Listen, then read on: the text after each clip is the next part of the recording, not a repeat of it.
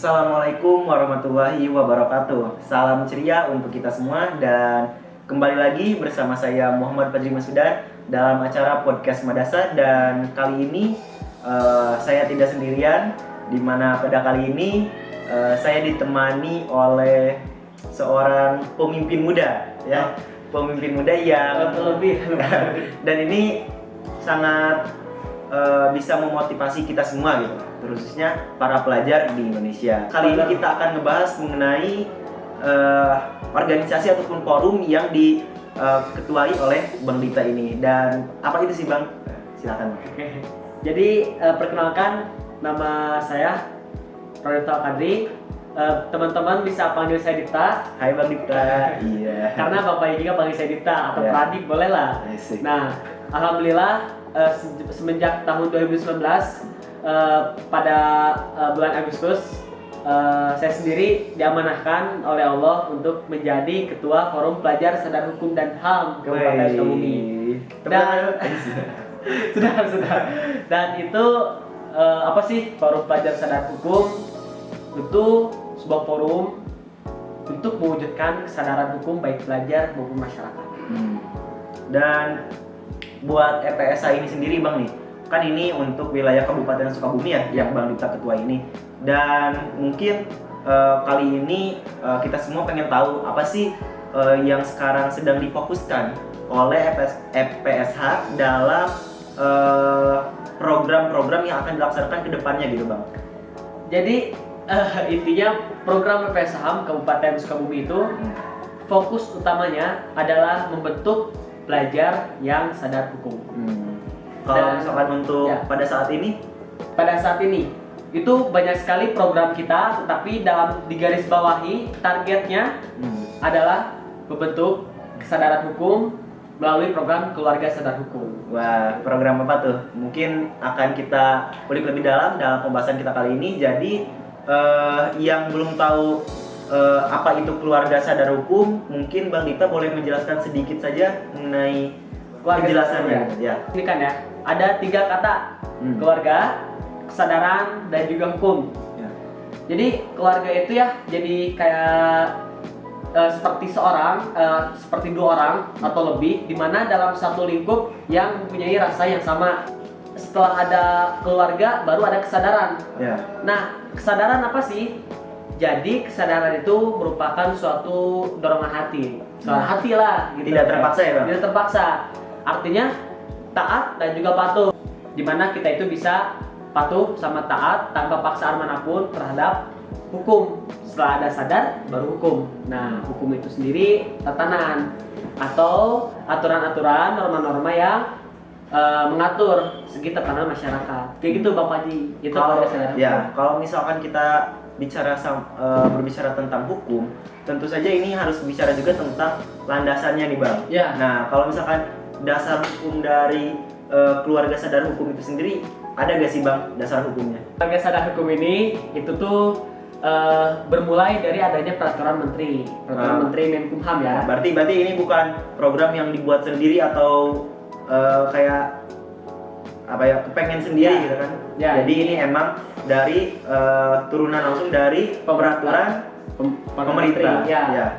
Dari peraturan menteri ya. Jadi keluarga sadar hukum ini itu tuh bermula dari peraturan menteri Menkumham tentang pola penyuluhan hukum. Di mana itu tuh peraturan menteri Menkumham itu. Ya. Nah, itu tuh mengajak semua daerah dari mulai provinsi, kabupaten, kota, daerah semuanya itu untuk bisa memberikan pola kesadaran hukum itu kayak gimana. Makanya tuh dibuatlah berbagai regulasi-regulasi. Jadi kalau misalnya berbicara regulasi tentang keluarga sadar hukum banyak ya, banyak banget. Pokoknya intinya dari situlah Permenkumham. Oke. Dan kalau misalkan ini kan asalnya dari peraturan Menteri Hukum dan Hak Asasi Manusia. Nah, kalau misalkan tanggapan dari terkhususnya Bang Dita ini kan sebagai ketua di Kabupaten Sukabumi yang bertepatan Provinsi Jawa Barat. Nah, tanggapan dari gubernurnya nih Bang, dari Pak Ridwan Kamil ini positif atau seperti apa nih Bang untuk EPSA ini sendiri? Jadi sebenarnya EPSA ini dipelopori oleh itu ya tingkat Jawa Barat, EPSA tingkat pusat. Tingkat pusat.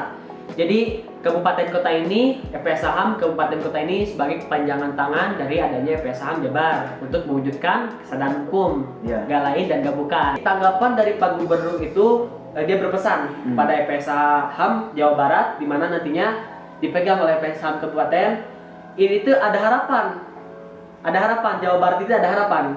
Tentunya bangsa kita, negara kita ada harapan bahwa sebenarnya dengan adanya forum pelajar sadar hukum ini bisa mengajak teman-teman, masyarakat, pelajar semua, abang kakak yang nonton sini sekarang itu untuk bisa mematuhi apa sih itu hukum. Bukan hanya mengenali hukum itu adalah norma-norma atau peraturan yang mengatur segi masyarakat, bukan hanya itu. Dan hukum juga bukan mengenai regulasi ini A, ini B atau pasal apa bukan. Tapi hukum itu adalah sebuah aturan, ingat ya, aturan atau norma pasti dimana itu tuh untuk menjadi pedoman kita dalam bersikap dan berperilaku gitu Bang. Kalau misal tujuannya nih Bang, dari tadi kan Bang Dikta nih ngejelasin tentang keluarga sadar hukum ini seperti ini. Nah kalau misalkan untuk tujuannya, fokus tujuannya dari keluarga sadar hukum ini apa sih Bang? Ya, jadi fokus tujuan buat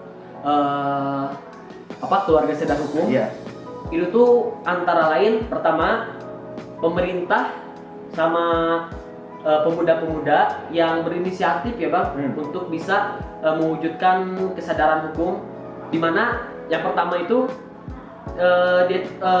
kita ingin mewujudkan kesadaran hukum di segi pelajar dan juga masyarakat maupun aparatur ya.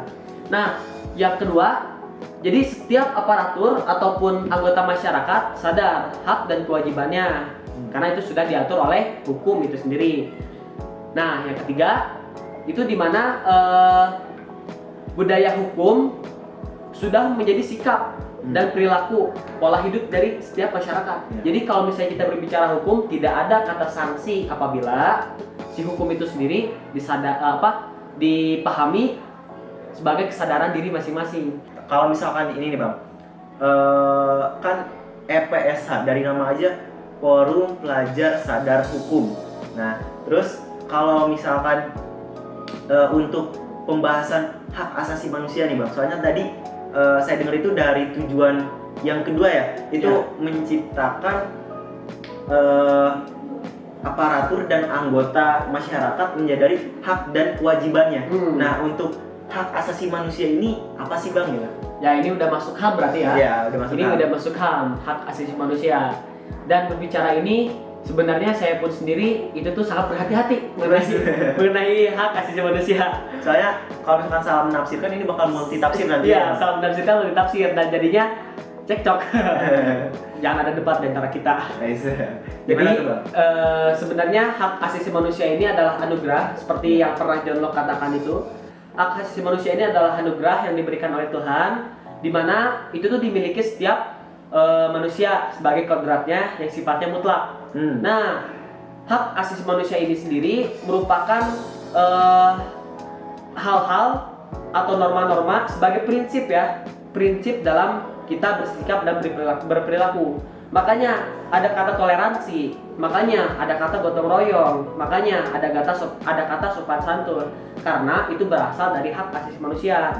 Nah, maka itu kalau misalnya kita berbicara tentang hak asasi manusia, ya sederhana aja, gak usah dibikin pusing ya. Pokoknya kalau misalnya kita berbicara tentang HAM, toleransi, titik. Nah kalau misalkan tadi kan dari penjelasannya itu masih bersifat umum ya Bang. Hak asasi manusia itu masih bersifat umum. Nah di sini sekarang kita ngebahas lagi ke yang lebih khusus lagi Bang. Nah kewajiban pelajar. Kewajiban pelajar ini harus seperti apa sih sebenarnya Bang? Ya, jadi berbicara hukum itu kan bukan berbicara mengenai hanya undang-undang saja. Contoh simpelnya bisa diambil dari sekolah. Contoh simpelnya bisa diambil dari sekolah ataupun keluarga juga pun bisa. Nah, jadi kalau kita kaitin dengan dinamika di sekolah, kita sebagai pelajar mematuhi apa sih yang menjadi aturan-aturan di sekolah kita. Nah itu hal simpelnya dulu. Kalau misalnya dikaitin dengan belajar, kita di sekolah, nah kewajiban kita itu menuntut ilmu, ya. Hak kita menerima ilmu, hak kita duduk di sekolah, tapi kewajiban kita untuk menuntut ilmu, karena status kita saat ini masih pelajar Bang ya. Status kita masih pelajar, jadi kewajiban kita ya belajar. Kita jalanin dulu kewajiban kita. Kalau misalnya kita kewajiban tidak dipenuhi, kita tidak belajar. Kalau misalnya logikanya kita tidak belajar, terus otomatis kita tidak mendapatkan ilmu kan? Artinya kewajiban gak dilaksanain, hak gak dapat.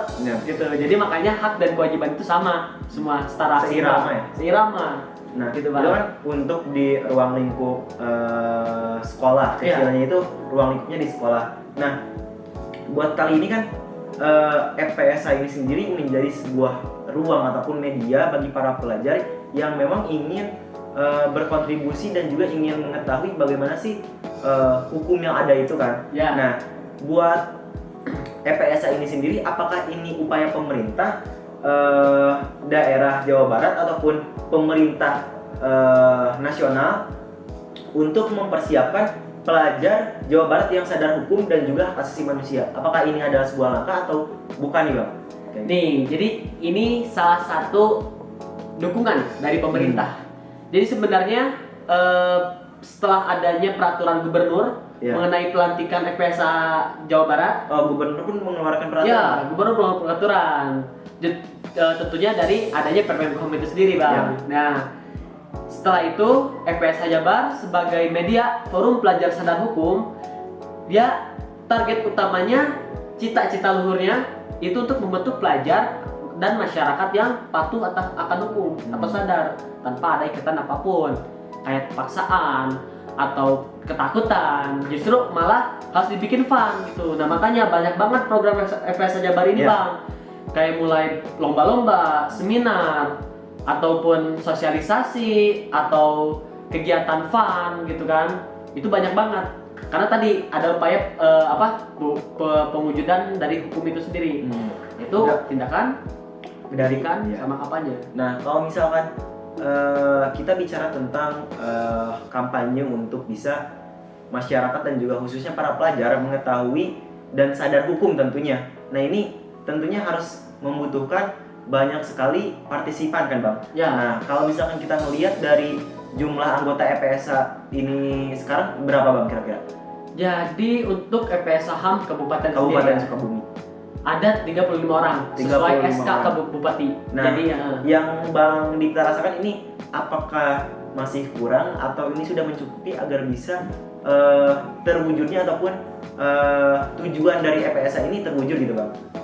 Personalis itu masih kurang ya untuk masih kurang jadi kurang. Mungkin abang kakak yang minat nanti boleh langsung ya bisa langsung join ke, nanti mungkin bisa langsung kontak open rekrutmen sebentar lagi mungkin ya. Bang Dikta juga mungkin akan lengser ya, dan mungkin akan digantikan dengan ke periode yang baru, dan mudah-mudahan ini bisa mengemban amanah dengan baik, jangan kayak saya sendiri gitu.